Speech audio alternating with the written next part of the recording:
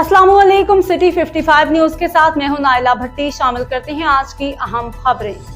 लिया district reporter Faisal Sheikh से Zohra memorial services trust की लाइब्रेरी के लिया के मारूफ मुमताज़ दानिश्वर उर्दू सराय की शायर मियाँ शमशाद हुसैन सराय ने उर्दू अदब की 20 कुतुब अतिया की।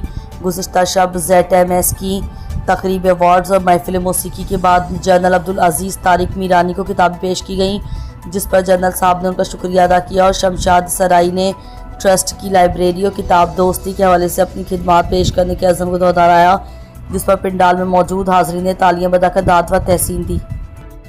अब तक के लिए इतना ही। मज़ीद खबरों और अपडेट से बाखबर रहने के लिए देखते रहें सिटी 55 न्यूज़। हमारे चैनल को सब्सक्राइब कीजिए, लाइक कीजिए, बेल आइकन को प्रेस कीजिए ताकि हर नई आने वाली खबर आप तक पहुंच सके।